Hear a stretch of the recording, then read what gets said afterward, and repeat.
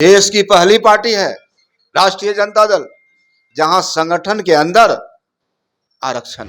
श्रीमती राबड़ी देवी को माननीय लालू प्रसाद यादव जी ने बनाने का काम किया। पिछले बार पाटलिपुत्रा लोकसभा के उम्मीदवार कौन थे? जब भी सदन के अंदर, लोकसभा के अंदर महिला बिल आया तो उन्होंने कहा कि आरक्षण में आरक्षण फिक्स। राष्ट्रीय जनता दल आज भी इस बात पर चिंता करती है, लालू प्रसाद यादव के विचारों को चिंता करती है। महिला के अधिकार के लिए, हक के लिए पार्टी हमेशा लड़ती रहेगी। उनमें जो टैलेंट है, उनमें जो सबको लेकर चलने के जो गुण है, जिसके कारण सभी तबके के समाज के लोग, महिलाएं आके जुड़ रही है। जब राष्ट्रीय जनता दल की ओर से महिला आयोग का सदस्य बनाया जाता है, अब कितने लोग महिला आयोग के सदस्य बने? बाल संरक्षण आयोग है, कई ऐसे आयोग हैं जिसमें राष्ट्रीय जनता दल ने महिलाओं को मौका दिया, महिलाओं को आगे बढ़ाने का काम कर रहा है। उनके पास अब शर्म कुछ बचा नहीं। ये चाहते हैं धार्मिक उन्माद, क्योंकि इनका बुनियाद है, इनके पार्टी का ही जन्म है। धर्म के आधार पर ये बांटना चाहते हैं लोग। चाहे हम हेल्थ डिपार्टमेंट की बात कर लें, चाहे अन्य विभाग की बात करें, लगातार नौकरियां की प्रक्रिया चल रही है। बिहार अब इन मुद्दों पर चल पड़ा है और बिहार जो सोचता है वही देश का मूड होता है। भाजपा को भगाना और देश बचाना। कौन लोग हैं जो भीख मांगते हैं? कौन लोग हैं जो दिल्ली में रिक्शा चलाते हैं? कौन लोग हैं जो मजदूरी करते हैं? इन बात से केंद्र सरकार डर गई है, बौखला गई है, घबरा भी गई है कि जब इसका खुलासा होगा तो उनकी सत्ता जाएगी। नमस्कार, मैं प्रिंस कुशवाहा, बिहार टॉक देख रहे हैं। देखिए, महिला आरक्षण बिल आज संसद में पास हो गया है और इसको लेकर पूरे बिहार की राजनीति में बवाल छिड़ा हुआ है। एक तरफ आरजेडी है जो कि 50% आरक्षण को मांग कर रही है, इसके साथ ही आरक्षण के अंदर भी आरक्षण की मांग कर रही है। लेकिन हम बात करेंगे इस मुद्दे पे, आरजेडी के विधायक हैं रणविजय साहू जी, उनसे बात करेंगे कि अपने पार्टी में आप महिलाओं को कब दे रहे हैं आरक्षण 50%? देश की पहली पार्टी है राष्ट्रीय जनता दल, जहां संगठन के अंदर आरक्षण है और हमें गर्व है कि उस पार्टी का मैं एक सिपाही हूं।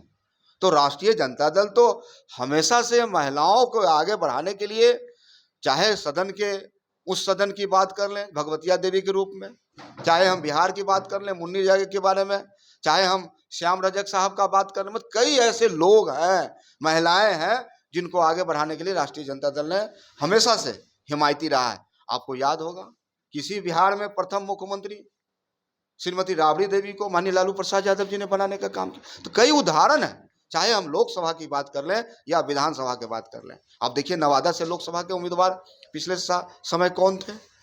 पिछले बार पाटलिपुत्रा लोकसभा के उम्मीदवार कौन थे?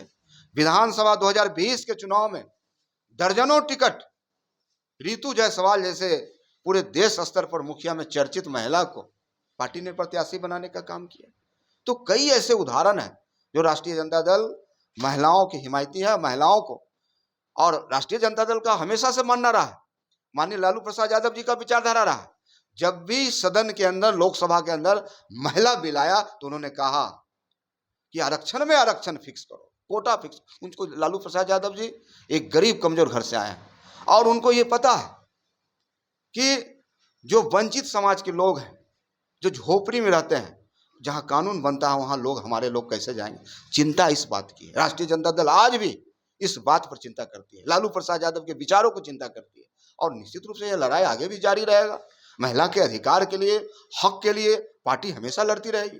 विधायक जी, लेकिन एक सवाल है, छोटा सवाल है कि आखिर आप लोग बात कर रहे हैं कि 50% आरक्षण है, देना चाहिए भाजपा को, 33% ही क्यों? आप लोग 50% इस बार चुनाव में दे दीजिए टिकट, उससे तमाचा मार दीजिए भाजपा। नहीं, निश्चित रूप से पार्टी का जो विचारधारा है या पार्टी का जो मार्गदर्शन है, लगातार उस रूप में हम लोग काम कर रहे हैं। आज देखिए, A to Z की पार्टी है राष्ट्रीय जनता दल और उस रुझान में पूरे बिहार की सभी वर्गों की जो महिलाएं का रुझान पार्टी के अंदर आया है और हमें गर्व है कि पूरे बिहार ने देश स्तर पर एक ऐसा नेतृत्व हमें मिला है जो माननीय तेजस्वी प्रसाद यादव के रूप में, और उन्होंने, उनमें जो प्रतिभा है, उनमें जो टैलेंट है, उनमें जो सबको लेकर चलने के जो गुण है, जिसके कारण सभी तबके के समाज के लोग, महिलाएं आके जुड़ रही है। और आने वाला समय में, आज हाल के दिनों में देखिए, जब राष्ट्रीय जनता दल की ओर से महिला आयोग का सदस्य बनाया जाता है, अब कितने लोग महिला आयोग के सदस्य बने?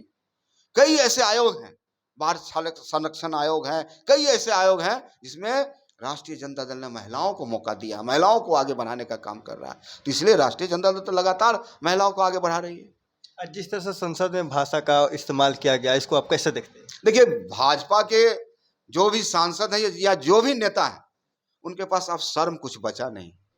हम बात करना चाहते हैं सम्राट चौधरी जी का, हम बात करना चाहते हैं सदन के अंदर लोकसभा में जो अमर्यादित भाषा का जो उपयोग, ये चाहते क्या, ये चाहते हैं धार्मिक उन्माद, क्योंकि इनका बुनियाद है, इनके पार्टी का ही जन्म है, धर्म के आधार पर ये बांटना चाहते हैं लोग, हिंदू मुस्लिम के नाम पर बांटना चाहते हैं, मंदिर मस्जिद के नाम पर इनको वोट की बैंक के में लोगों को यूज करना चाहते हैं। लेकिन अब बिहार और देश, बिहार अब तर्कों पर आगे बढ़ चुका है, मुद्दों पर आगे निकल चुका है। माननीय तेजस्वी प्रसाद यादव जी ने कहा कि बिहार में उन्होंने रोजगार की बात की, सुनवाई और कार्रवाई की बात की। आज लाखों लोगों की नियुक्तियां हो रही है, लाखों वैकेंसी निकल रही है, चाहे हम एजुकेशन विभाग की बात कर लें, चाहे हम हेल्थ डिपार्टमेंट की बात कर लें, चाहे अन्य विभाग की बात करें, लगातार नौकरियां की प्रक्रिया चल रही है। ये साबित करता है कि बिहार अब इन मुद्दों पर चल पड़ा है और बिहार जो सोचता है वही देश का मूड होता है। इसलिए बिहार ने निर्णय लिया है कि इस लोकतंत्र को बचाना है, इस देश को बचाना है। तो निश्चित तौर पे आने वाला 2024 है, तमाम महिलाएं, युवा, छात्र, नौजवान, किसान सभी लोगों ने मन बनाया है कि भाजपा को भगाना और देश बचाना। आप एक आखिरी सवाल लेते हैं, एक आखिरी सवाल, जो आपने धार्मिक उन्माद की बात की है, क्या लग रहा है प्रोफेसर चंद्रशेखर के बयान से धार्मिक उन्माद नहीं फैलेगी? देखिए भाजपा पे आप लोग बोलते हैं, प्रोफेसर चंद्रशेखर पे नहीं। देखिए हमारे शिक्षा मंत्री जी का अगर आप बयान का गौर कीजिएगा तो उन्होंने जिस बात का उल्लेख किया, चाहे हम रामचरितमानस की बात करें, चाहे हम महाभारत की बात करें, तो निश्चित रूप से जो आज हुआ है या जो लिखा हुआ है रामचरितमानस में या महाभारत में, उसी का तो उल्लेख करते हैं और उसी का तो अनुवाद करते हैं। लेकिन और मान लीजिए भारतीय जनता पार्टी के नेता कौन है, सासाराम में क्या कर रहे थे पूर्व विधायक जवाहर प्रसाद जी, क्यों आज उन्माद फैलाने का काम किए, आज सलाखे को पीछे क्यों है, हमारे बिहार शरीफ में क्या कर रहे थे।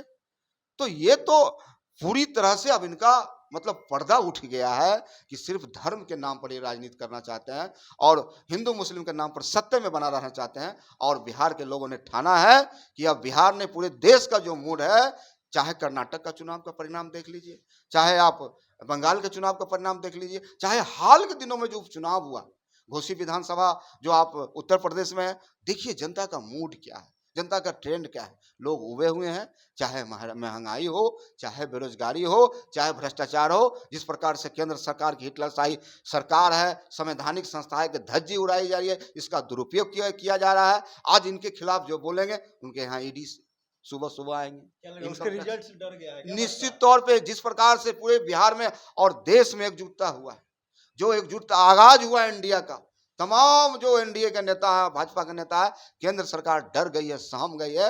और बिहार में माननीय साहसिक कदम माननीय नीतीश कुमार जी ने उठाया, माननीय तेजस्वी प्रसाद जी ने उठाया, जाति जनगणना खोजो खोजो, कौन लोग हैं जो भीख मांगते हैं, कौन लोग हैं जो दिल्ली में रिक्शा चलाते हैं, कौन लोग हैं जो मजदूरी करते हैं। इन बात से केंद्र सरकार डर गई है, बौखला गई है, घबरा भी गई है कि जब इसका खुलासा होगा तो उनकी सत्ता जानी तय है।